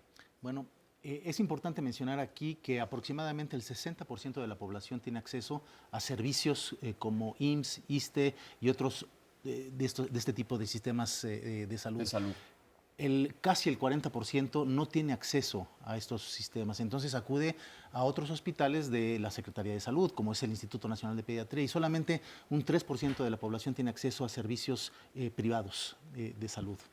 Entonces, bueno, los costos son variables dependiendo de la institución y a qué nos referimos con costos, pero digamos que en el medio privado una cirugía relativamente sencilla, sin complicaciones, con estancia de aproximadamente 5 días, puede llegar a costar alrededor de 400,000 pesos en un hospital privado. Estamos hablando de mucho dinero. Sí. En general, ¿el Seguro Popular cubre? Bueno, el Seguro Popular cubre una parte nada más porque da una cierta cantidad a los hospitales públicos que atienden estas enfermedades, que no son del Seguro Social, del ISSSTE, sino los hospitales de la seguridad de la Secretaría de Salud. Lo cubre, pero cubre una pequeña parte nada más. Entonces, eso ha sido un problema también para nosotros porque los costos son muy altos. ¿Qué hace Cardias? Bueno, Cardias complementa este apoyo que da el Seguro Popular y tenemos actualmente un programa muy interesante en el Centro Médico ABC que ha combinado aportaciones del sector público, que es el Seguro Popular, la Fundación Cardias, que aporta también una parte, y el Centro Médico ABC, que como parte de su labor social se ha unido a este esfuerzo para poder atender a niños que no tienen acceso a este tipo de cirugías. ¿Qué futuro tiene un niño con una cardiopatía si no se trata? Dependiendo de la cardiopatía me van a contestar con toda la razón, pero una cardiopatía que sea de las no cianosantes, de las que no comprometen la circulación de oxígeno, el aporte de oxígeno. Bueno, depende del tipo nuevamente, porque existen enfermedades del corazón que no producen cianosis, o sea, que no ponen coloración azul de los tejidos, que son graves también. Entonces, y que requieren de varias cirugías a lo largo de la vida. Una cirugía en una malformación sencilla tiene una expectativa de vida muy buena. Los niños están curados prácticamente, no tienen ningún problema el resto de su vida. Yo creo que eso es una cosa muy importante, lo que acaba de mencionar el doctor Alexis Palacios Macedo. ¿Por qué? Porque naces con un diagnóstico que es algo severo, algo que, como ya nos explicaron, es un impacto mucho más fuerte para los papás y los niños a veces llegan hasta a entender, pero es algo pues que asusta terriblemente porque es un diagnóstico de algo muy serio, pero que es 100%, bueno, algunas de ellas 100% curable. Es decir, la cirugía o el intervencionismo va a mejorar totalmente ese caso y el niño va a seguir una vida totalmente normal. Sí, en estos casos sí, sobre todo cuando los corazones se formaron con dos lados, con dos bombas, como normalmente tiene el corazón, la expectativa de vida es mejor. Sin embargo, existen niños como el niño que nace con la mitad del corazón nada más. Entonces, en esos casos, evidentemente, nosotros no podemos crear algo que no se formó en el desarrollo del corazón y entonces hacemos procedimientos que reordenan las estructuras del corazón para hacerlo que funcione de una forma más eficiente, pero siguen siendo tratamientos paliativos. Paliativos, ¿qué quiere decir? Que no curan, sino que van a tratar de llevar más o menos la vida, pero como comentó el caso de Betsabe, veía lo que le venía a su hija para adelante y eligió que no sucediera esto. Pero existen muchos de los casos en los cuales sí se puede corregir la malformación congénita. Vamos a regresar después de este corte a hablar específicamente de qué es la cirugía de corazón abierto. No se vayan, estamos en Diálogos en Confianza, esperando sus llamadas. Ahorita regresamos con ustedes.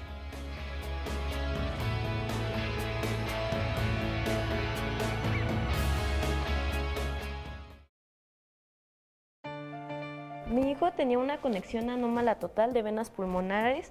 A él se lo detectaron a la edad de 6 meses.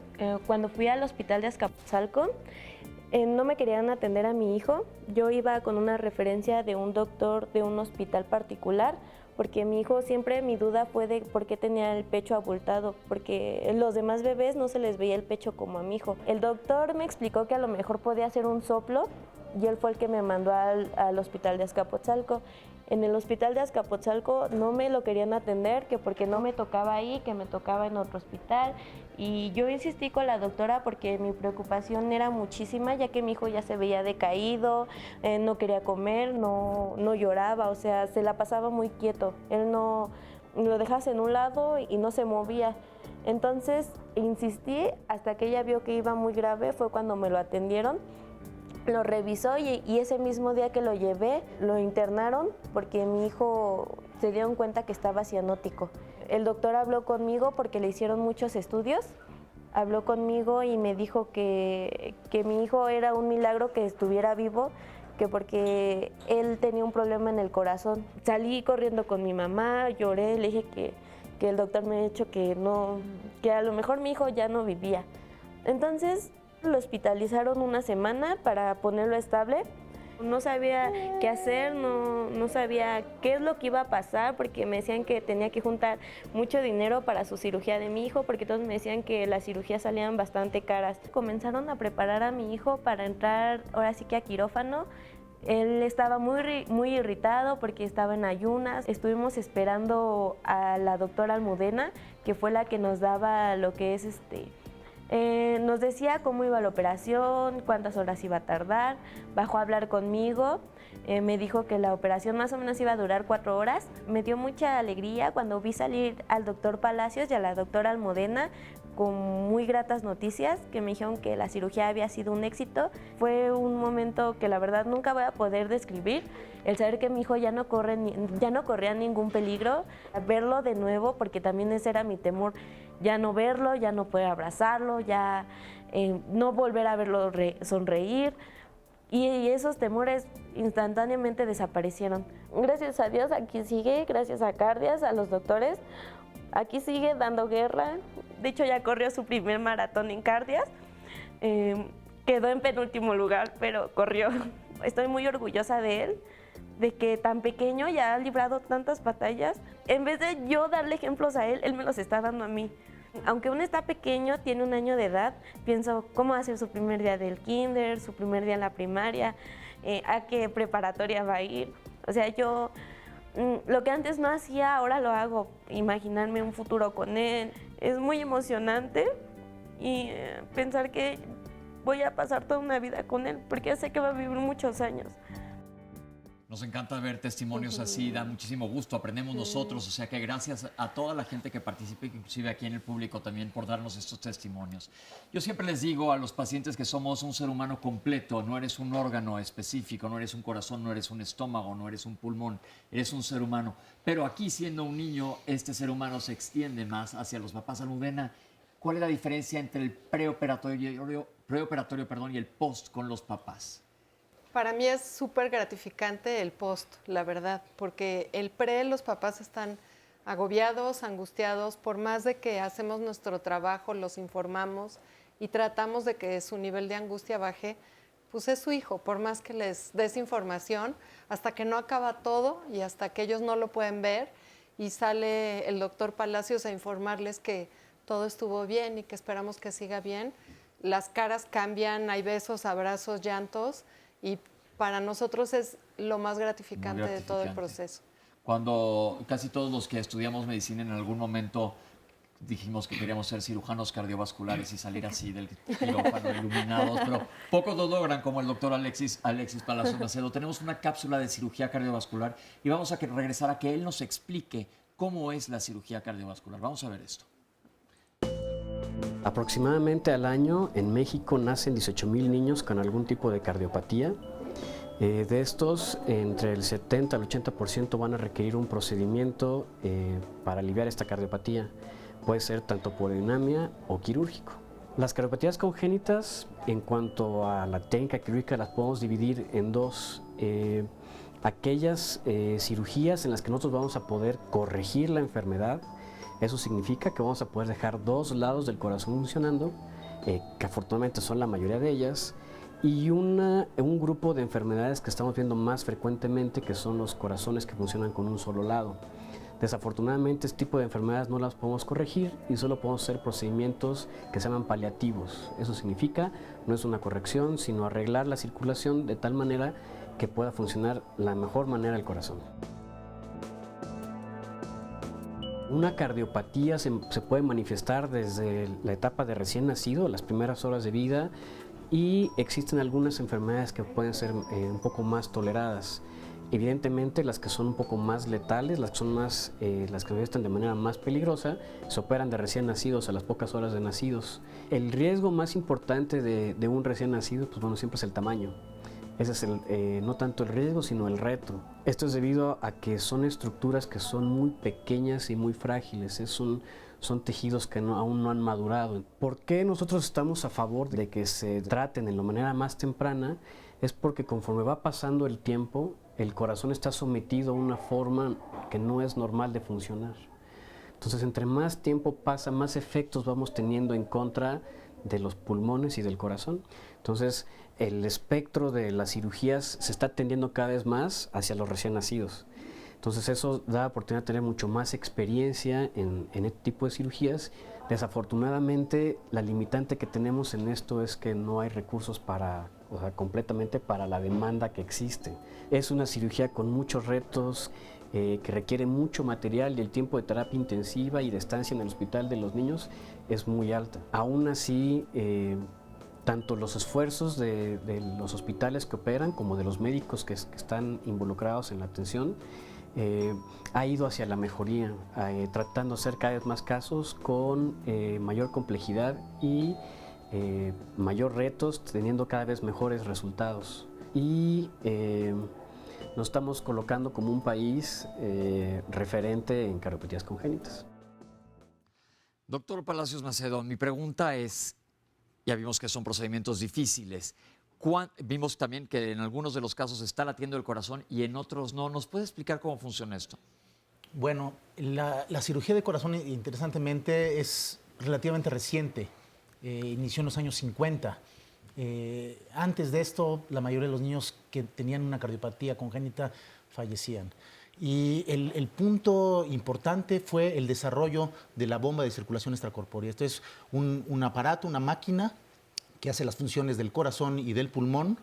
y que nos permite entonces sacar la sangre del cuerpo, oxigenarla, volverla a meter al corazón y mientras tanto parar el corazón y trabajar dentro de él. Esto revolucionó la forma en la que se tratan las cardiopatías congénitas. La mayoría de ellas se tratan de esta forma. Hay algunas otras que se pueden tratar con el corazón latiendo, sobre todo aquellas que están en estructuras por fuera del corazón. En los vasos sanguíneos sobre todo. Así es, los vasos sanguíneos, la aorta, el conducto arterioso que ya se ha mencionado muchas veces, y a veces también podemos utilizar la bomba de circulación extracorpórea para facilitarnos la cirugía sin necesidad de parar el corazón. Con el corazón latiendo, con el apoyo de la bomba de circulación extracorpórea, se pueden hacer cierto tipo de reparaciones, de arreglos en el corazón. Se opera el niño y se pasa a terapia intensiva. Larisa, ¿qué sucede en la terapia intensiva a las horas críticas postoperatorias? Dependiendo de la cardiopatía congénita, si es una cardiopatía muy compleja, pues las horas más críticas son las 48-72 horas. Cuando es una cardiopatía sencilla, como una comunicación interauricular, una comunicación interventricular o un conducto arterioso, pues las primeras horas, 6-8 horas, incluso 12 horas pueden pasar a una terapia intermedia o suben a piso si es que hemodinámicamente se encuentran estables. Hemodinámicamente quiere decir que esté circulando todo perfectamente. Sí, que su presión arterial esté bien, que su frecuencia cardíaca esté bien, que no haya desencadenado un proceso de fiebre, que haya despertado, que esté más reactivo, que pueda comer. Y esas son las cardiopatías menos complejas. Las más complejas, pues bueno, eso sí es un proceso y dependiendo también del tiempo de bomba al que se haya sometido. A mayor tiempo de bomba, pues el niño tiene una respuesta inflamatoria más severa y eso desencadena lesión a diferentes órganos, sistema nervioso, a riñón, que es el más afectadito de los riñoncitos, y dependiendo de eso, pues hay que estar trabajando en ese pacientito para tratar de rescatarlo de todas las complicaciones que se hayan venido dando durante todo este proceso. ¿Cuál es el promedio de estancia intrahospitalaria desde que se opera un niño? También. Claro, otra vez volvemos a que depende de la cardiopatía. Sí, depende mucho de la cardiopatía, pero una no compleja, una cardiopatía que no produce cianosis, un tiempo de estancia son entre 3 y 5 días, no más. Una cardiopatía compleja, si no tiene ninguna complicación, su tiempo de estancia son 7-10 días, pero si tiene complicación de proceso infeccioso, de alteración al sistema nervioso central, pues allí lamentablemente su tiempo de estancia en una terapia intensiva se hace más prolongado. Hemos tenido niños en que a veces están hasta 3 meses en una terapia intensiva. Perfecto, esto es importante saberlo y también saber que los niños se recuperan mucho más fácil que los adultos. Los promedios de estancias dentro de una terapia intensiva en adultos es muy diferente, pero tenemos más testimonios del público. Gracias por compartirnos. Hola, Teresa. Hola, buenos días. Platícanos cuál es tu caso. Mi niña tiene 4 años, 9 meses y ella tiene un problema de criss-cross y con eso fue diagnosticado su problema de corazón. ¿Cómo te diste cuenta tú? Solamente le daba gripa y tos prolongado. ¿Y la llevaste con el pediatra? ¿Él escuchó algo? Sí. Y la mandaron al cardiólogo. Sí. Doctores, ¿qué es criss-cross? El criss-cross es una enfermedad muy rara. De hecho, cuando estudiamos cardiología, está catalogada en el capítulo de cardiopatías exóticas.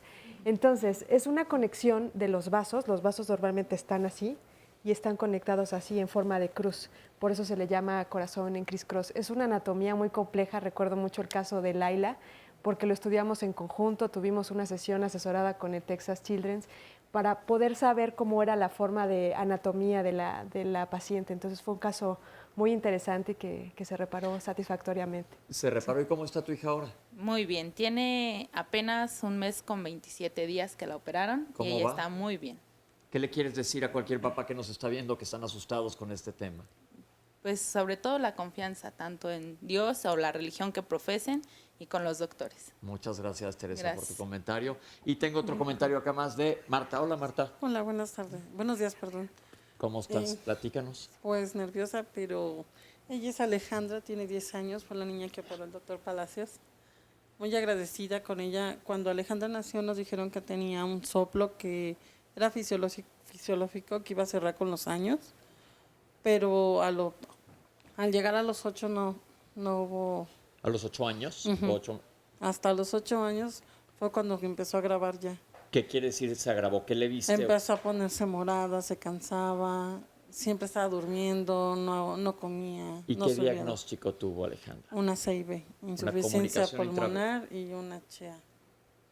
Ok. Y la opera el doctor Palacios y bendito Dios está bien aquí. ¿Hace gracias cuánto a que lo él. operaron? En septiembre del año pasado. ¿Y cómo está Alejandra ahora? ¿Te sientes bien? Sí, muy bien. Qué bueno, muchas gracias por compartir con nosotros su experiencia y felicidades. Gracias. De nada. Ahora, Oscar, ¿qué tenemos de preguntas? Que se nos viene el tiempo encima. Nos dice, esta es una llamada telefónica de María del Rocío Magos Trejo. Efectivamente, tengo un hijo al que operaron de corazón hace 21 años. Lo fundamental es que fue diagnosticado desde el principio. El pediatra se fijó mucho en que no subía de peso, se ponía morado y no crecía mucho.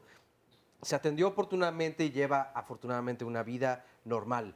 Marisol Martínez Ornelas, tengo un niño de 2 años con miocardiopatía hipertrófica y a los 2 días de nacido le detectaron un soplo. Le mandaron a hacer un ecocardiograma. Tenía un conducto permeable abierto. Lo mandaron con un cardiopediatra y a los 4 meses deciden hacerle una cirugía para cerrarle ese conducto. Al ver que no respondía, decidieron mandarle a hacer otros ecocardiogramas. Descubrieron que tenía miocardiopatía hipertrófica severa. A partir de esto está en tratamiento y me gustaría saber si me pueden recomendar algún otro hospital para que le hagan otra evaluación. María Trinidad Márquez Villalobos, mi hija nació con un soplo en el corazón. El doctor nos dice que se le iba a pasar conforme ella fuera creciendo. En la actualidad tiene 25 años y cuando se va a bañar se le ponen las manos moradas. ¿Me pueden recomendar algún especialista? Amelia Carrillo, solo para darle las gracias al doctor Alexis, fue quien operó a mi hijo por cardiopatía congénita en el Hospital Infantil de México y ahora ya es un padre de 31 años. Le hicieron 3 operaciones a corazón abierto y ahora ya es un paciente anticoagulado, pero lleva muy bien su vida. Esta otra llamada es de Ana Laura Santiago Bautista. A mi hija hace 2 años le hicieron un cateterismo y que fue fallido. A consecuencia de eso le vino una fístula arteriovenosa y me dicen que no tiene cura. Los médicos están estudiando el caso porque es muy raro. ¿A qué se debe la fístula que presenta mi hija? ¿Habrá sido algún error médico? Yuridia Salazar Ramírez, tengo un niño con síndrome de Williams. Le diagnosticaron cardiopatía. Primero me dijeron que tenía un soplo funcional y con el tiempo se le iba a quitar. Sin embargo, pasado el tiempo, el doctor me dijo que tenía un soplo malo. Actualmente mi hijo tiene 9 años. Me dijeron que tiene una estenosis pulmonar de la rama derecha. Si se le tapara supongo, la arteria, lo iban a intervenir para ponerle un catéter. Cada 6 meses lo llevamos a valoración al Hospital de la Raza. Me dicen que hay 2 tipos de soplos. ¿Cuál es el soplo malo que puede afectar la salud de mi niño? Aparte de la estenosis pulmonar, tiene un retraso mental de 2 años y dicen que se debe a problemas del corazón. ¿De qué forma le perjudicaría la estenosis de la rama pulmonar? Bueno, son varias llamadas y varias preguntas, pero una de las preocupaciones más comunes por parte de los papás es cuando no están satisfechos con la opinión o el diagnóstico y buscan una segunda opinión. ¿Qué tan común es esto? Porque en las llamadas que nos han compartido, la verdad es que varios o varias de ellas tienen esta duda como que no está funcionando algo bien, ¿no? Yo creo que es muy importante y lo van a ver en las pantallas y en nuestras redes sociales a dónde se pueden acercar a buscar una segunda opinión. Porque qué tan importante es ustedes como médicos que se dedican a esto, una segunda opinión o recorroborar el diagnóstico. Yo creo que sí es muy importante una segunda opinión. De hecho, esta es una de las áreas más complejas de la medicina, sin duda. Y los diagnósticos, incluso en las mismas instituciones, se hacen en base a consensos, a diálogo, a sesiones médico-quirúrgicas. Entonces, en las mismas instituciones es muy importante la retroalimentación entre los médicos. A veces existen dudas o los papás tienen dudas, es completamente justificado esto, buscar opiniones en otros hospitales, en otras instituciones. Perfecto, perfectamente válido y ahí están apareciendo en los números de los diferentes lugares donde pueden acudir a pedir una segunda opinión. Asegúrense de que tengan un diagnóstico correcto y vamos a un corte, ahorita regresamos, estamos en Diálogos en Confianza, vamos a responder todas sus respuestas en el próximo bloque.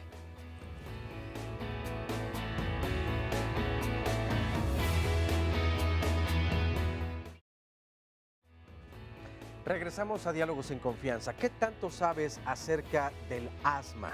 Pues según la Organización Mundial de la Salud, 235 millones de personas viven con asma, una afección respiratoria crónica que afecta al 30% de los niños y las niñas y 10% de los adultos en el mundo y que provoca una importante carga social y económica.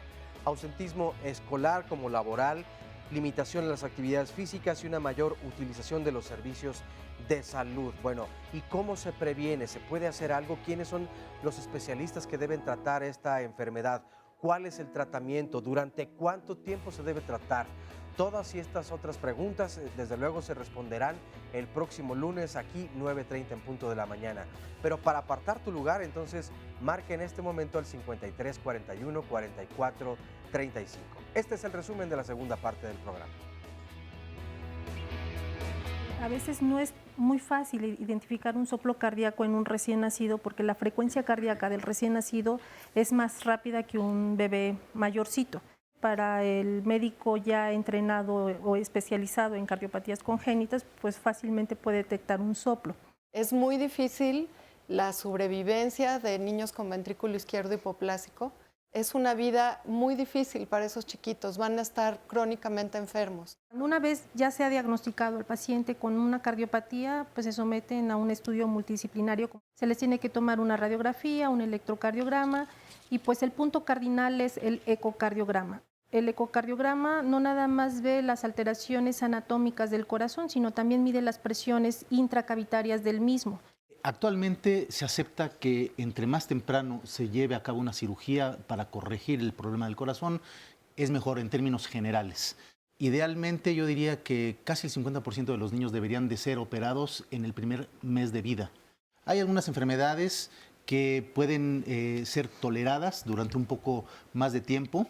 Algunas de las enfermedades dejamos que crezcan los niños un poco más para corregirlas. Otras necesariamente se tienen que corregir en la etapa neonatal porque de otra forma los niños no sobreviven. Una cirugía relativamente sencilla, sin complicaciones, con estancia de aproximadamente 5 días, puede llegar a costar alrededor de 400,000 pesos. Estamos de regreso en Diálogos en Confianza hablando de las cardiopatías congénitas y vamos a tratar de responder ahora todas las dudas que nos han llamado a lo largo del programa. Panelistas, los invito a que me contesten, por favor, contestarnos estas preguntas. ¿Qué tan compleja es la cardiopatía de las arterias invertidas? Preguntaron al principio del programa. Bueno, eso es una cardiopatía compleja, se trata con cirugía y se trata habitualmente en forma exitosa. Se vuelven a poner o se ponen las arterias en el lugar que les corresponde, pero sobre todo son las arterias coronarias, las mismas arterias del corazón, que son muy pequeñas, 1 o 2 milímetros, que hay que reimplantar también. Entonces, es una cirugía compleja, pero que es una cirugía que ejemplifica una corrección muy compleja que deja un corazón en condiciones prácticamente normales y el resultado puede ser muy satisfactorio. Perfecto. ¿Cuál es la...? ¿Sí? Sí, y que en esta en especial es bien importante el diagnóstico temprano, porque muchas veces cuando pasan meses y no se diagnostica a tiempo, puede ser un poquito más complicada la reparación. En esta en especial es Pero fundamental. en todas, recuerden que dijimos, Sí. mientras más temprano se diagnostiquen, todas mejor. Exacto. Cardiopatía de Rubinstein-Levy. Bueno, es un síndrome. Es un síndrome. Sí, el síndrome de Rubinstein es un síndrome genético que implica enfermedades a varios sistemas. Sistema neurológico, renal y cardíaco. Y a nivel cardíaco puede involucrar defectos en el septum, es decir, agujeritos en el corazón que pueden asociarse con este síndrome. Perfecto. Mi hija sigue muy morada y tiene síndrome de Epstein. Bueno, la malformación de Epstein es una enfermedad de una de las válvulas del corazón, la válvula tricúspide, que puede manifestarse en forma muy grave al nacimiento o bien en forma discreta y ser manifiesta en etapa más tardía. Entonces ahí sí depende mucho del tipo de gravedad de la... Y sé que se sigue poniendo morada, no sabemos si ya lo operaron o no, Sí, porque se puede probablemente sí. quitar una válvula y poner otra. Sí, en algún momento sí, o mejor aún, hacer un arreglo de la válvula, una plastía de la válvula tricúspide. La misma válvula se puede arreglar. La misma válvula se puede arreglar. ¿Qué tan grave es la transposición de los grandes vasos? Es lo que comentábamos de los vasos nacen al revés. Que aquí es muy importante yo me acuerdo cuando era interno, había un diagnóstico que hacíamos los recientes, que era transposición de los grandes cables, que era que pones mal los cables del electrocardiograma y te sale totalmente al revés. La tetralogía de Fallot, si nos pueden explicar rápidamente qué es, y hubo otra llamada asociada a la tetralogía de Fallot. Tetra son 4 malformaciones y le corrigieron 3 de ellas, que si va a ser necesario corregir la 4ª. Bueno, de hecho, la tetralogía de Fallot, como su nombre lo dice, tiene 4 anomalías en su corazón. Una es la comunicación interventricular, hay un desplazamiento de la aorta, que originalmente debe emerger del ventrículo izquierdo. Esta aorta está cabalgada hacia el ventrículo derecho, por eso se llama cabalgamiento aórtico. Hay una estenosis de la... La aorta es la arteria principal que sale del corazón, que es como la vía de salida de la sangre del corazón y debería de salir del lado izquierdo para llevarnos sangre a todo el cuerpo. Y aquí está cabalgando entre los dos. Una pierna tiene un lado y la otra pierna del otro lado. O sea que trae sangre que no está totalmente oxigenada. Así la es. tercera es... Es una estenosis de la otra arteria, la arteria pulmonar. Hay una estenosis quiere decir que se cierra un poquito. Se cierra un poquito. Y la otra, pues, es una consecuencia de las demás, que es una hipertrofia, es decir, que el músculo del ventrículo derecho está muy grueso por el esfuerzo que hace para manejar ese... Como si hubiera ido mucho al gimnasio ese músculo y se engruesa el músculo y por lo tanto disminuye la luz de adentro del corazón. Así es. ¿Qué tan corregible es? Pues es muy bueno. Si se detecta, como ya lo hemos dicho, en etapas muy tempranas, la corrección puede ser muy sencilla, pero en una pregunta que dijeron los panelistas, puede tener ciertas complicaciones, que es una evolución natural de la enfermedad una vez después corregida, porque se puede dilatar el ventrículo derecho o puede haber una insuficiencia de esa misma válvula pulmonar que ya corrigieron, pues también hay una insuficiencia, es decir, que la sangre se regresa de los pulmones hacia el ventrículo. Es que generalmente como parte de la corrección se abre la válvula para permitir una vía amplia de salida hacia los pulmones. Entonces, esa válvula generalmente, muy frecuentemente, queda insuficiente, no funciona bien y en algún momento de la vida de los pacientes, muchos de ellos necesitan una válvula. Almudena, hay muchas llamadas de gente muy angustiada que dónde pueden pedir una segunda opinión. ¿Les pueden escribir ustedes claro, a dónde? Por supuesto. Los datos, por favor. Pues en mi correo, yo encantada, almudenamarch@gmail.com, o pueden escribir a la fundación también, www.cardias.org, con todo gusto, y ya las contestamos individualmente. Perfecto. Sobre todo la gente que esté angustiada, aquí nos están ofreciendo un canal para poderles resolver las dudas. Paciente que tiene CIA, comunicación interauricular, CIB, comunicación interventricular, PCA, permanencia del conducto arterioso, labio y paladar hendido. Que le dijeron que si tenía complicaciones iba a ser por las malformaciones faciales. Yo siento que probablemente iba más hacia el corazón. Aquí sí me gustaría pues ahondar un poquito sobre el tema, porque hay un síndrome que se llama síndrome cardiovelofacial. Entonces allí sí tiene que evaluarlo primero el genetista, pero no se va a curar así solito. Vamos, tiene que ser evaluado por un especialista, porque los mismos orificios que tiene permeable pueden cerrarse y deben cerrarse, porque si no se hace, la presión hacia los pulmones incrementa, y ya cuando la presión pulmonar está muy elevada puede contraindicar el tratamiento quirúrgico. Digamos que estos 3 defectos son relativamente fáciles de tratar quirúrgicamente. Muchas preguntas sobre arritmias, si podemos volver a hacer la diferencia entre lo que es una arritmia y una malformación congénita. Inclusive hubo 2 que hablaban de bloqueos de rama derecha o rama izquierda de Lange-His.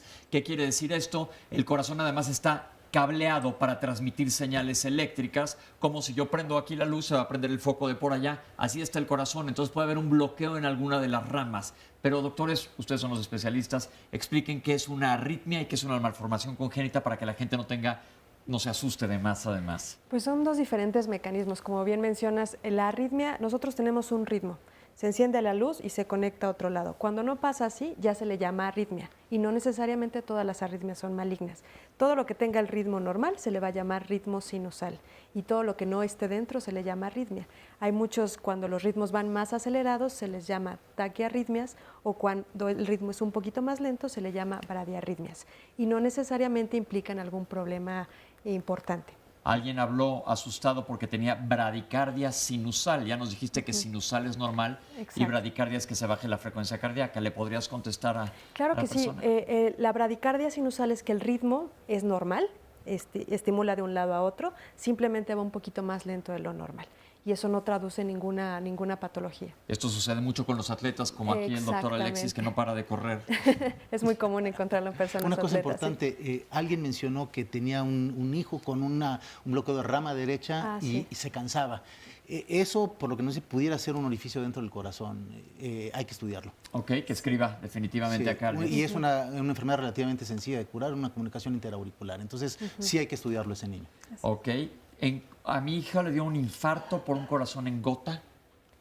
Hijo, los infartos son muy raros en pediatría. Habría que ver si verdaderamente fue un infarto. Ah, ¿Y qué es un corazón en gota? Pues la silueta del corazón la vemos con una radiografía de tórax, entonces el corazón tiene una forma peculiar. Cuando el corazón se tiende hacia abajo, quiere decir que una parte del corazón, en especial el lado izquierdo, está desplazando el corazón hacia abajo. ¿Es malo? Valdría la pena revisarlo y estudiar, complementar con todo, ver que no tenga algún problema. Aquí en este pacientito que tuvo un infarto, habría que ver cómo está la anatomía de las arterias coronarias, porque muchas veces la arteria coronaria no emerge de donde debe de nacer.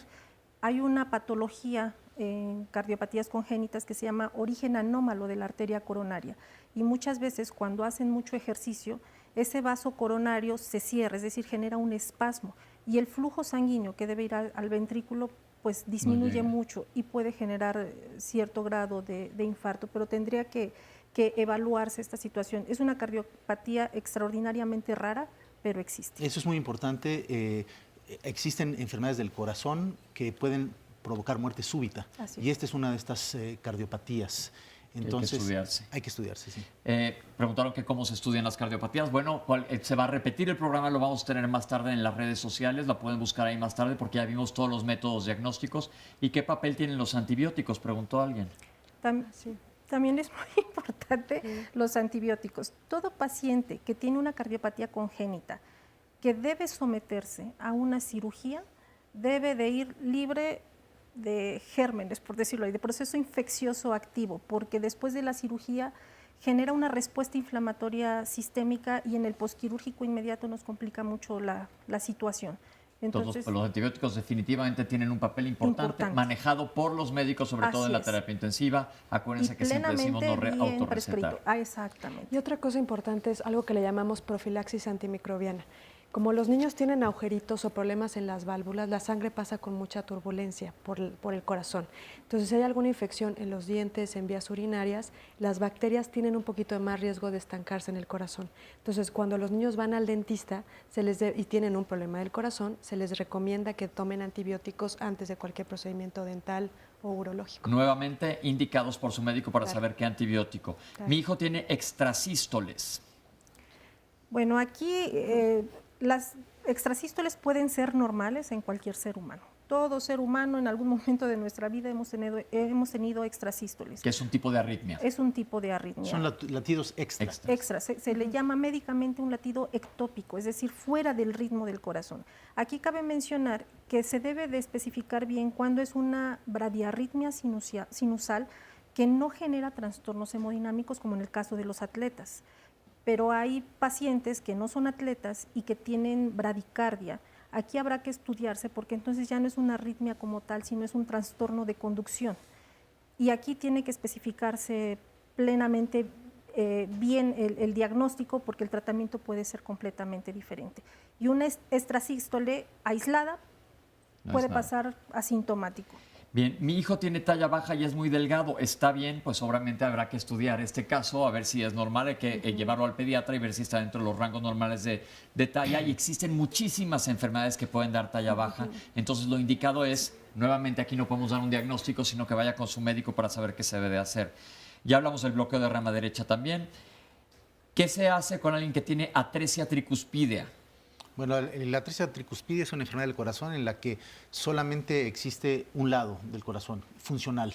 Está funcionando un lado del corazón, el otro no. Entonces, es del tipo de cardiopatías que ya habíamos mencionado, que no pueden corregirse por completo, no se puede crear un nuevo ventrículo, una nueva bomba del corazón, y entonces se hacen arreglos en esas estructuras del corazón para hacer que funcione en forma más eficiente. Son tratamientos paliativos. Muchos de estos niños pueden llevar vidas desde el punto de vista funcional adecuadas. Bien. Mi hijo tiene el pecho hundido, me imagino que es todo lo de pectum excavatum. ¿Qué quiere decir, si nos explican, y qué implicaciones tiene? Bueno, hay grados variables de pectum excavatum. Hay formas ligeras que no implican ningún problema, el niño puede permanecer así toda su vida, pero hay formas más avanzadas que están comprimiendo el corazón, que pueden dar más problemas, y entonces ahí sí, y además desde el punto de vista estético, es conveniente arreglar ese esternón. Perfecto. ¿Es cosa del esternón? Es cosa del esternón, del corazón. no es cosa del corazón. Ok. Esto estuvo un poco complicado. Mi hijo tiene un soplo y se le regresa sangre al pulmón. ¿Qué me aconsejan? Pues nuevamente ahora sí que escriban a Cardias para ver qué se le puede hacer a este caso. Eso seguramente específico. es una interpretación que el papá o la mamá hizo. Hay un hoyo seguramente dentro del corazón que hace que la sangre pase de la cavidad izquierda, que tiene una presión más alta, hacia el pulmón y está congestionando constantemente el pulmón. Bueno, se nos está acabando el tiempo, pero me voy a apurar. Una miocardiopatía hipertrófica, rápidamente nos dicen qué es. Es una enfermedad cardíaca, pero adquirida. Y generalmente es hereditaria. En este caso en particular sí es bien importante que se estudie a toda la familia porque se asocia con problemas genéticos y con algunas historias de muerte súbita. Entonces ahí sí es muy importante que sea una valoración genética. O sea, el músculo crece en forma normal dentro del corazón y esto tiene un origen generalmente genético. Y ahí es que el músculo se engruesa. Se engruesa y entonces se impide el paso adecuado de sangre a través de las estructuras del corazón. A mi hijo le hicieron un cateterismo y quedó con una fístula arteriovenosa. ¿Se puede corregir o qué pasó? Probablemente sí. Eso puede ser una complicación a la hora de puncionar las arterias, las venas. Se comunican las dos y bueno, sí puede tener soluciones. Se puede solucionar. ¿Qué tanto se recupera? Mi hija se le ponen las manos moradas cuando se baña. ¿Tiene una cardiopatía? No siempre. De hecho, casi todas las personas cuando tenemos frío, nos bañamos, pues nos ponemos moraditos porque hay una disminución de la luz de los vasos distales y el flujo disminuye, nos ponemos moraditos, pero no necesariamente somos cardiópatas. Pues con esto terminamos el programa, básicamente. Oscar, yo creo que se quedaron preguntas, ¿verdad? Ahora sí estuvimos muy tupidos de llamadas. Antes que nada, agradezco al público. Muchísimas gracias a la gente que nos dio su testimonio, a los que nos están viendo en casa. Muchísimas gracias por estar aquí y estar ustedes en sus pantallas viéndonos a nosotros. De veras, muchísimas gracias. Panelistas, gracias por acompañarnos. Fundación Cardias, mil gracias. Todos los datos van a aparecer en pantalla. Y Oscar, pues gracias. Sí, gracias a todas las personas que se comunicaron y desde luego para que no pierdan detalle pueden seguir el programa en la repetición o bueno, publicado ya en YouTube más tarde o a más tardar mañana lo publicamos. Ok, pues nos vemos la próxima semana. Muchísimas gracias por acompañarnos. Esto fue Diálogos en Confianza.